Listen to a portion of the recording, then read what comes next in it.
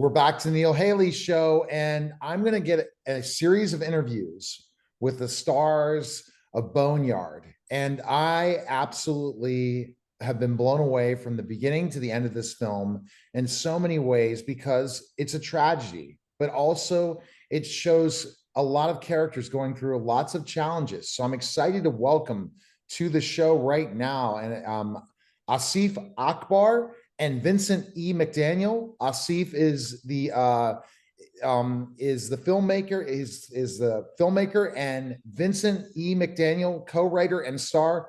Guys, thanks for stopping by. How are you? Hi, Great. Neil. Great. Thank you for having us. Yes, thanks All for right, having so me. tell me how this all worked. So this is really interesting. Vince, I think you did an amazing job in your Thank you. performance. Because Thank I you. mean, it just really, I feel, is a breakout performance and the character that you played in this film. I just wanted to tell you this, but I didn't know you were the co-writer as well. Kind of delve into how this happened. What is as far as the story or Yeah, you just how it all developed. Not we'll get to the story in a second, but just more about how did this develop into this movie?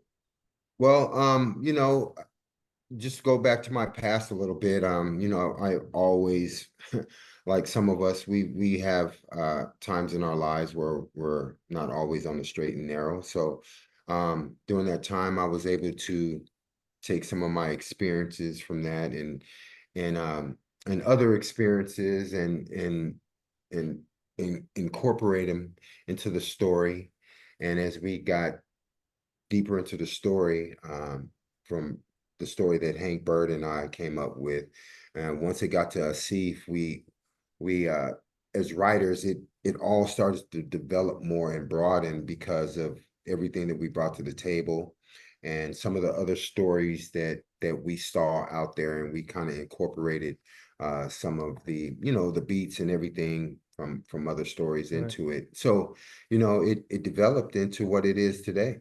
Yeah, and we took inspiration from many other true crime stories that are out there, but the central story was definitely inspired by the West Mesa murders and being in Albuquerque. Vince grew up in Albuquerque most of his life, and he's known some of those victims personally from that case. And when Vince and Hank first did the first draft, I think it was about maybe 8 years ago Yeah, or it was so. sometime, When right? yeah, when Vince brought the script to me, it was about around 8 years ago when we met and started collaborating on other projects. We knew that this was an important story that had to be handled properly and with the right timing. And so over the years, we, obviously took some theatrical licensing into making the story our own, but with a blend of all sorts of different true crime stories, mostly related to serial killers. And what's interesting about this story is when the real West Mesa murders investigation started in 2009. It became national. FBI got involved. They started looking at other similar cases with missing persons cases, murder cases, serial killer cases, and they were able to broaden the suspect list and actually solve other cases along the Wow. way that would have never been looked at. And like you were saying, this is a real life horror story. To me, this is more horrific than watching a ghost movie or a vampire, werewolf, whatever monsters. These monsters are really living amongst us in our society, which is a global issue right now. And And it's Vince, not talked about as much. I can't believe you grew up in this, Vince. I mean, kind of. So, meaning you saw this firsthand and you heard about this. So, how did you kind of put into the characters, Vince, in your writing? Let's delve into at least the premise of it for people to understand. It's based on specifically a true crime, but also you added a lot of other storylines in this movie. Yeah, I mean, just being in New Mexico and understanding the culture and some of the things that create pitfalls for individuals, such as drugs. Yeah, we have a big epidemic right now with the fentanyl and all of that. But back then, it was crack cocaine and heroin, and those monsters. Um, those drugs just took over a lot of people in the area. And unfortunately, those people were in those situations that they can't come back from now, can't, evolve from because they're no longer alive. And And then how it affects the families and the people involved, even from the law enforcement side, the yeah, investigators, they dedicate their lives to solving these cases, and how it even affects them is something we don't normally talk about. You have these dirty cops, you have this serial killer. So you add so many components. You have true crime, you have criminals, and then you have the criminal element also with the police. So you're hitting yeah, a lot of areas that are very, very successful, Vince, in your writing. Think about it. True crime, serial killers, everyone wants to see that. Everyone right, knows about dirty cops and some of these storylines of the latest hot really shows right now. And then add that component of the real humanity piece to this whole situation. Everyone's frightened if their kids ended up being trafficked. yeah. Absolutely. Everything's there in this movie in that way with an all-star cast. So tell us a little bit, Vince, about your character and then some of the other people that are and some of the other characters in this film. Well, as far as my character, Graham, he's a he's an individual just trying to maintain control of his situation that he created. And as you can see in the film, it's a struggle for him.